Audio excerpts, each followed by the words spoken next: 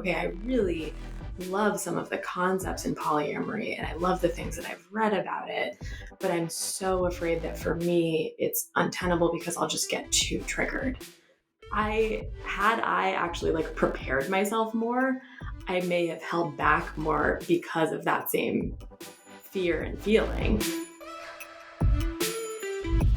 Welcome back to Open Late Podcast. I'm your host, Jessica Esfandiary, and this episode is a part 2 with Irene Morning, author of Polyamory Paradox. Irene is a good friend. This is not her first time on the show. She's one of my all-time favorite guests. The Polyamory Paradox is a brand new book. It is a bestseller on non-monogamy and polyamory and how to do the somatic healing work you need to in your body to enjoy this kind of relationship in a healthy way. We talk about all kinds of things from the window of tolerance, how to do enough that you're growing and learning and having these exciting, sexy times, but not re-traumatizing yourself. We talk about control versus containment. We talk about Irene's writing process and the process of birthing this book. So I don't want to gab any longer. Let's just get right back to it. Yeah, for those of you listening who ask that a lot, like, you know, how do I go about this when it's going to really kill me? Wait, we had this quote. I forgot. I want this, but I feel like I'm going to die. Clementine Morgan, who you can share a little bit about why you chose that if you'd like, but that is the sentiment that I hear all day long. From so many people who haven't yet started to open or just considering it. Like, I think about this all the time, but I know that it feels like it's going to kill me if I attempt it. Yeah, and I hear that sentiment particularly from people who know that they have some amount of trauma in their history, like particularly people who identify with a complex PTSD diagnosis or know that mental health has been a struggle for them, of like, okay, I really love some of the concepts in polyamory and I love the things that I've read about it, but I'm so afraid that for me it's untenable because I'll just get too triggered. And I don't know, I feel for that so much because I mean there's part of me that's like, I actually prepared myself more, I may have held back more because of that same fear and feeling, you know. And I want to say to people, it's not that it's like out of reach for you. It's that the process may look very different than what you think it's going to look like. And I actually think that's true for everyone.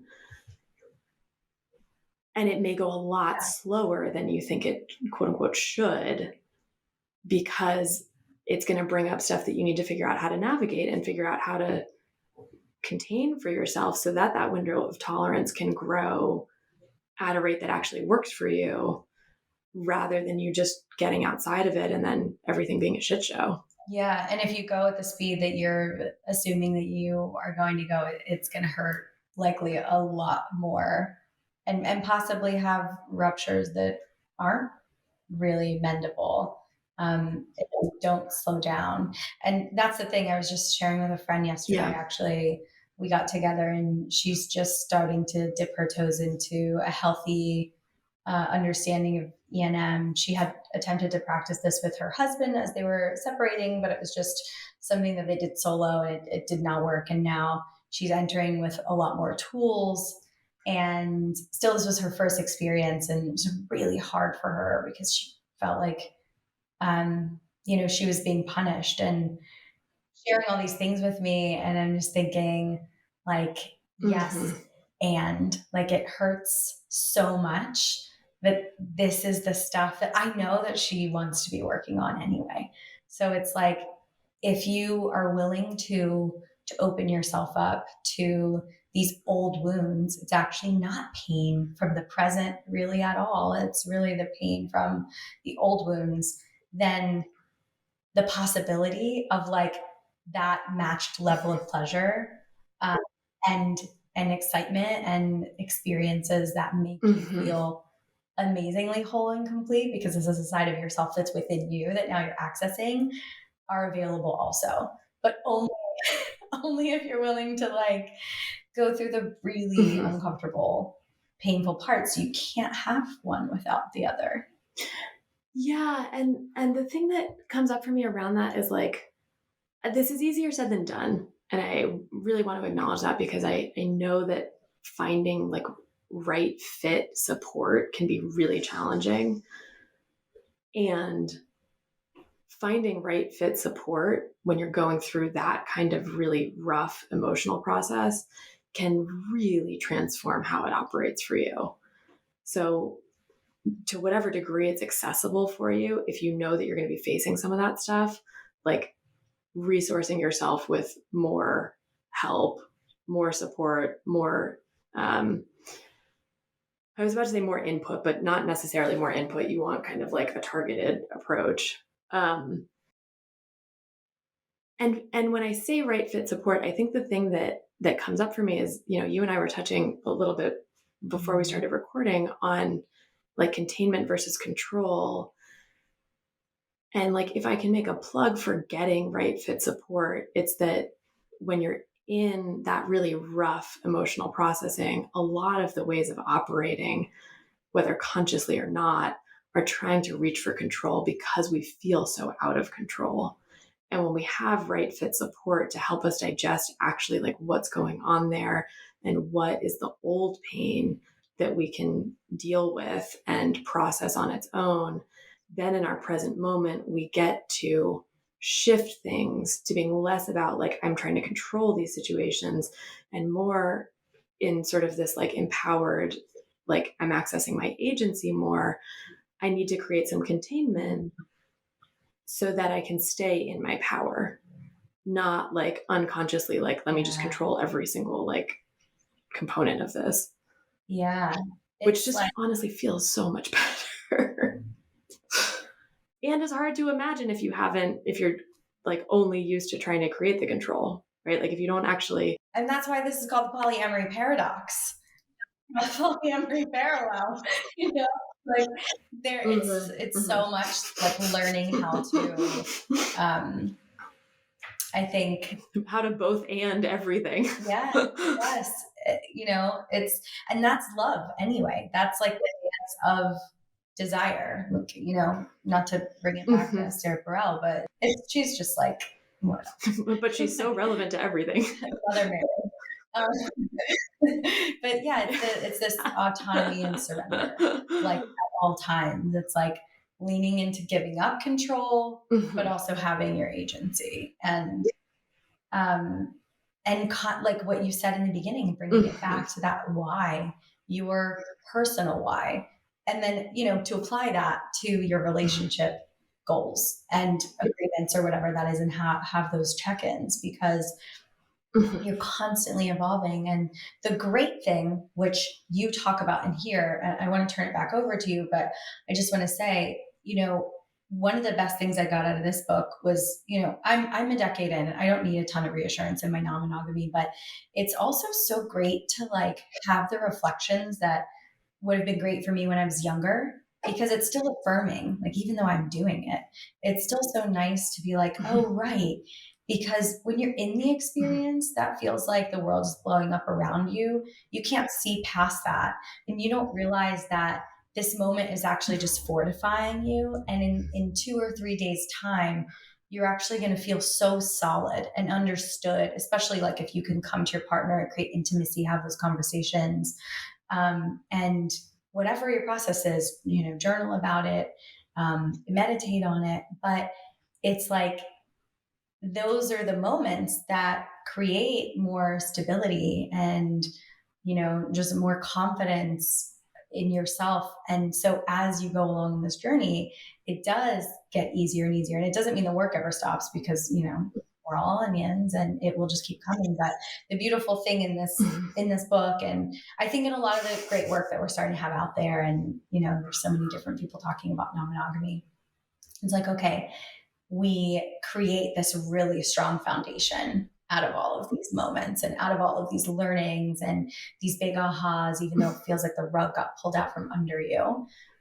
the great thing is tomorrow is a new day and it's a completely different day. You're never in the same spot. So even though it feels like you're going to die, you'll be resurrected. Exactly. You'll have so many resurrections in non-monogamy. It's so true. I kind of want to ask you what are your favorite parts maybe that we haven't covered, and maybe something that you want people to know they can expect from the book? Ooh, that's a good question. I think we have kind of been touching on it a little. We touched on, the unsolvable problem. I think one of the things for me that is really significant, no matter what type of relationship you're in or what structure of relationship works for you, is really the idea of leaning into conflict as an opportunity to deepen intimacy, and understanding that conflict is always going to come up in our relationships. It is part of human relationship for us to fuck up, to make mistakes, to misunderstand each other, to do things that hurt each other, not intentionally. And to really get in this practice, if we have enough trust in someone, if someone has proven themselves enough, and I put that caveat on it because this doesn't apply to situations of abuse. And so there is some nuance here. But where we have rupture really becomes an opportunity to deepen our intimacy through repair. How do we come back together? How, when we're in conflict, does it get to be an opportunity to say, okay, I'm expressing some kind of unmet need. My partner is expressing some kind of hurt or unmet need. What is that telling me about each of us?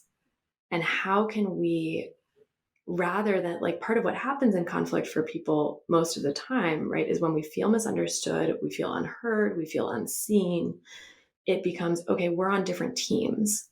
And I have to make my argument to you to convince you to hear me, see me, feel me, whatever it is.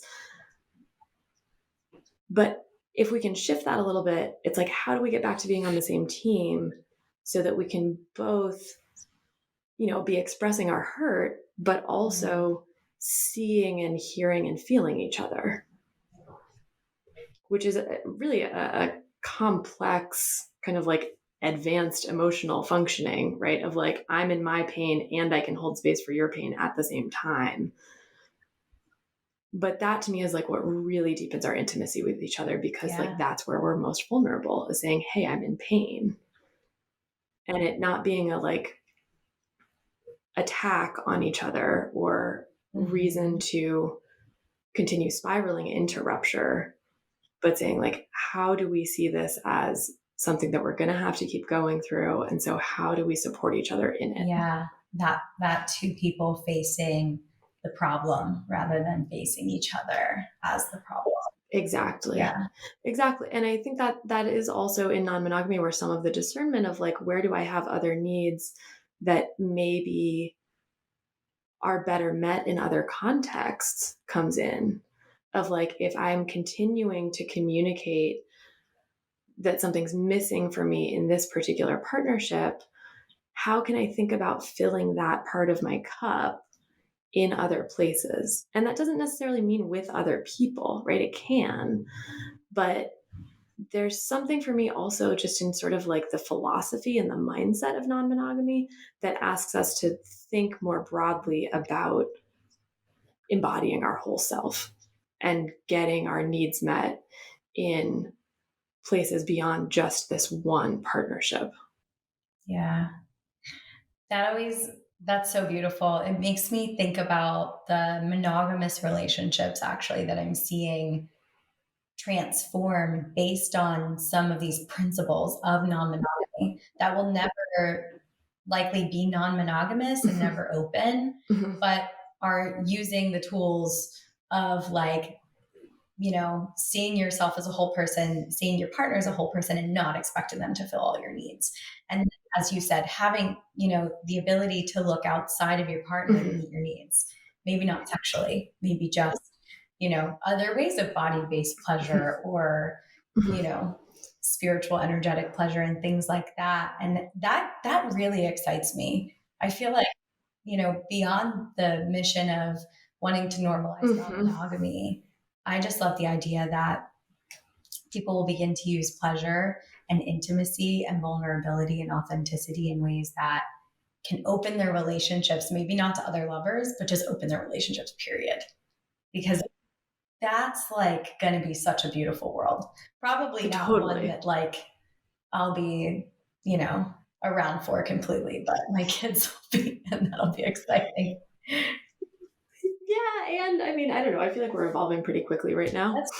You never know. We are. I definitely believe in that 4% rule of like collective consciousness. Do you know about the 4% thing?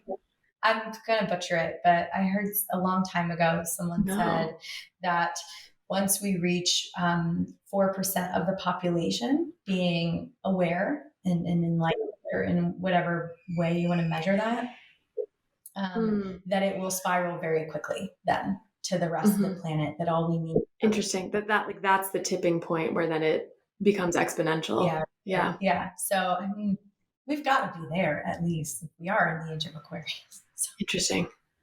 Yeah.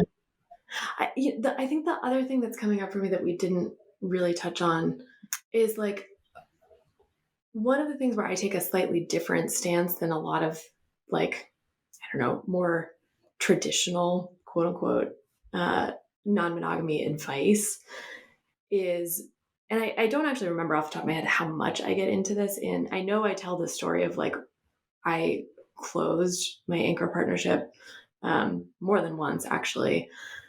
And I have a slightly different stance on sort of like the permission to close a relationship than some of like, at least the older non-monogamy stuff that like I was reading when I started, that was kind of, very hard line of like, your jealousy is yours to manage and like you take ownership and like you figure out your insecurities and like you deal with it. And that it's like not fair to ask to close down a relationship, particularly if someone is, polyamorous, like in their identity and not just as like a contextual thing or a practice. Where for me, and I say this also with the caveat of like, if your partner is not in a place to close down the relationship, that is also completely within the reason of like their authority and their choice. You can't force someone to close down a relationship. That also is not helpful. However, I do think of non-monogamy very much as sort of like relational ecosystems. And if someone in that ecosystem is past their threshold or operating outside their window of tolerance, the whole ecosystem suffers. And so it's not, to me, this thing of like avoid shutting down a relation, like avoid closing a relationship at all costs. It's more like if somewhere in the ecosystem needs tending to, can we approach that in a way that's actually framed as being supportive to the whole ecosystem for everyone to kind of like hit pause for a second and recalibrate and get to the core of what's going on there. Right. And of course, the more partners you have in the mix, the more complicated that is going to be and the more feelings that are going to be around it. And I would really like to think that we are living and operating in a world where we all want to have healthy relational ecosystems. Yeah, I'm with you on that for sure. It's, I mentioned it earlier, just the simple idea of like not really being able to spend time with like other partners if my fish tank ain't clean at home. Yeah, and as I think about that more, it's not like a black and white thing, because like I can be with Lauren anytime, Right. It's not like a rule that you've set up of like, this has to be in this place in order to step outside. But it's like what I hear from you in that is like, this is what feels right to me, is like, this happens to be my priority. And so I'm going to tend to that as like the platform for then going to other relationships or other explorations. Right. Yeah. One of the other things that we didn't talk about, which I feel like we spend a lot of time talking about anyway in our regular life, is community. we're both big community builders. We have a big overlap in our community, whether it comes to, just the culture of like Burning Man and music and knowing a lot of the same people. For people who are newer on their journey to people that are still trying to navigate maybe in a place where they're not out or public or open about having a relationship that's non-traditional, we have had, I think, an easier time in that, knowing the people that we do. And, you've been able to create a community that has a beautiful container focused on intimacy and connection and, enthusiastic consent. And I've been to some of your events. What I think I want to know and what I'd love for you to share with people is maybe some insights of how to build that for themselves. If, say, they don't live in Los Angeles or, they don't live in Austin, that's one of the biggest questions that I get to is like, okay, well, there's no one like me where I live. And I know because the moment that I was public about my non-monogamy, people came out of the woodwork. I've got people I went to high school with in the boonies, which we call God's country, cow country, Pennsylvania, where there were Amish and Mennonite people in my high school. And there are people there who are like DMing me. So I know it's possible when you start to be public about it. But for the people who can't, I guess, it's kind of like a rock and a hard place. How do you go about creating community where you feel like there is none? And it's a tall order, but what would you say? Well, this could be like a whole episode unto itself. And I also want to acknowledge, I'm going to speak from a place where I feel everything that you just said is absolutely true in terms of like how I tap into community in like LA and San Francisco. And I don't actually live in those places. Like I live out in a much more secluded part of California in the desert with a much smaller population and a much more conservative, just like general context. Like all of our neighbors are not in the same realms as I am. And I'm so grateful for the community that I have in those places. And I actually like really struggle with this in my own daily life. Like when I'm out here, we're recording this, I'm at home right now. This is something that I have not actually cracked for myself in a more secluded context. There are a lot of tools that I can recommend that might work for people. And I want to be really transparent about not all of those tools work for everyone. Like one of the things that I recommend to people who feel more secluded is getting into some of the online forums. Like Remodeled Love does a great job with their Discord server. And there are a lot of like online resources for like chat rooms and some version of online community of people who are exploring and experiencing and thinking about these things the same way. And if you really feel like there's nowhere nearby to be finding people, I do actually like really recommend that. And it can just be really hard. And that's part of it. I think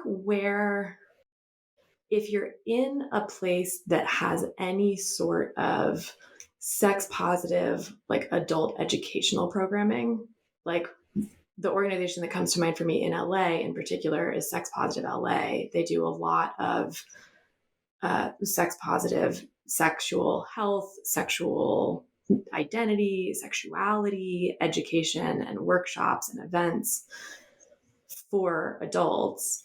Showing up in those spaces without the intention of finding people to hook up with, but actually just the intention of meeting people who are talking more openly about sexuality and relationships and seeing how other people experience non-monogamy, hearing other people's stories, tapping into that realm of exploration that's actually more platonic, I think is really, really, really supportive for whatever your journey is in non-monogamy.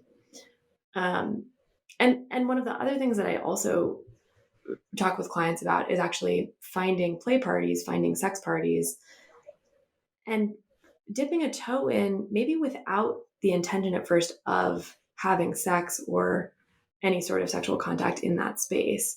I think, like, I mean, I could talk for days about the healing power of play parties.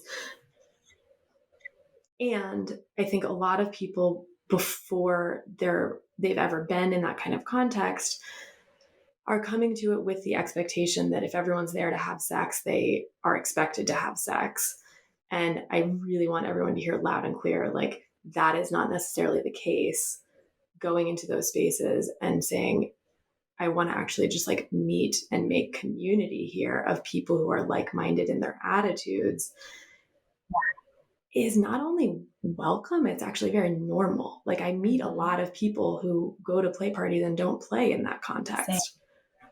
I tend to be one of them. Like, it's not usually where I feel most comfortable or turned on to have sex, but I also know it's a culture where I'm more likely to meet people who are on the same page as me in terms of how they think about relationships.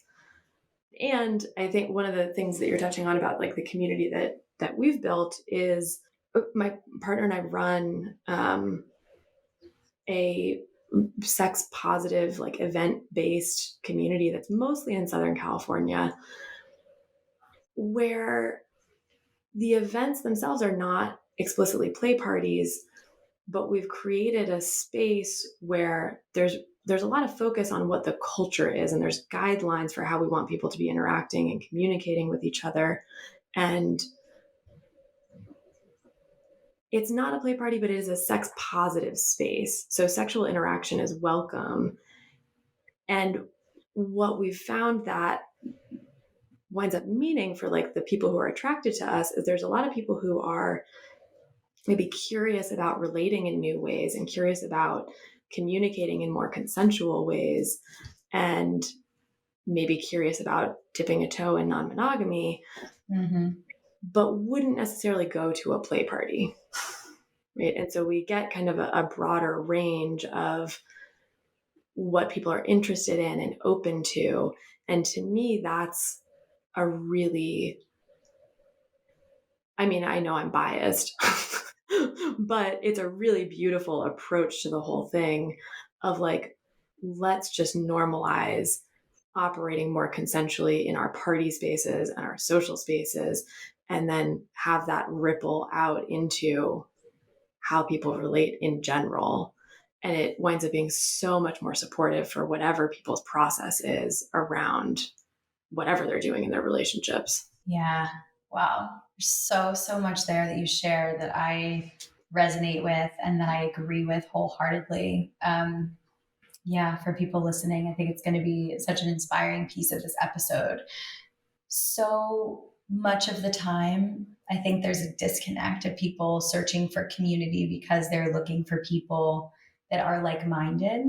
But then when it's time to put the effort or energy into actually going out and like meeting someone or taking your time out or investing your weekend into something, it generally only will happen if it's like, oh, we might go to this place and hook up with people. And maybe I'm judging from my own experiences and, you know, the journey that we've had.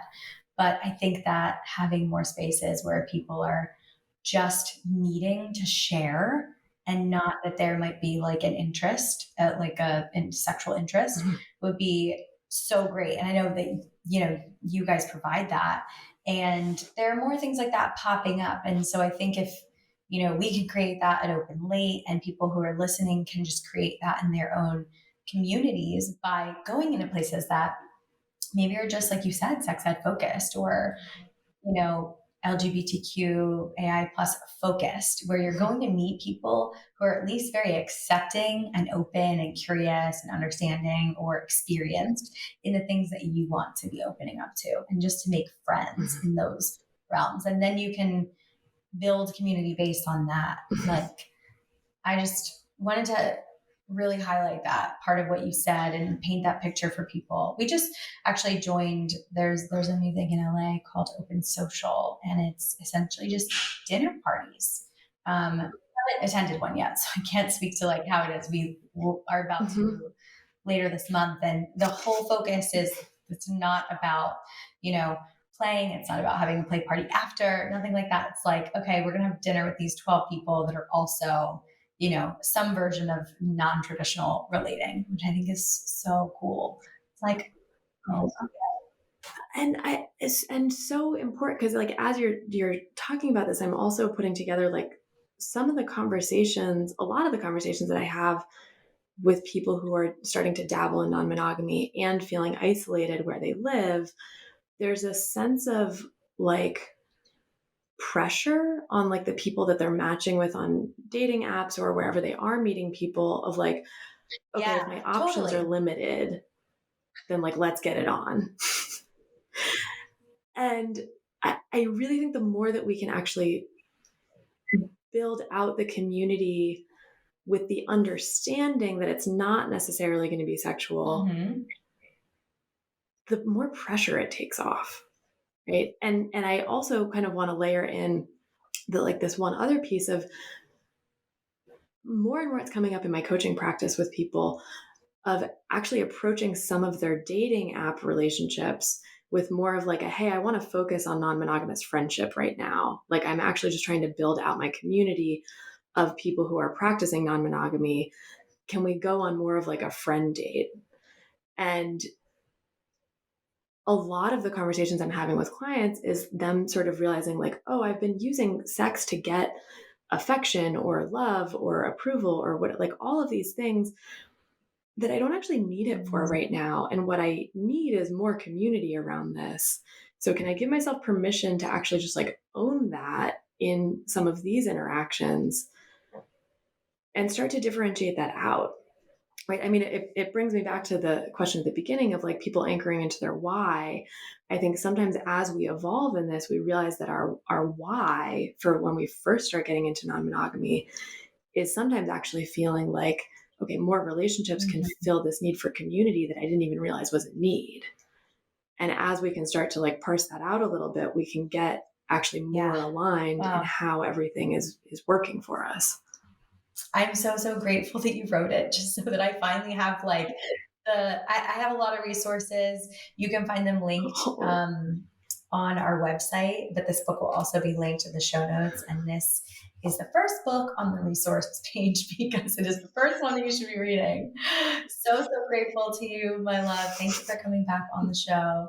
oh, thank you so much for having me. It's always a joy to talk to you. Yeah, I can't wait for our in-person events.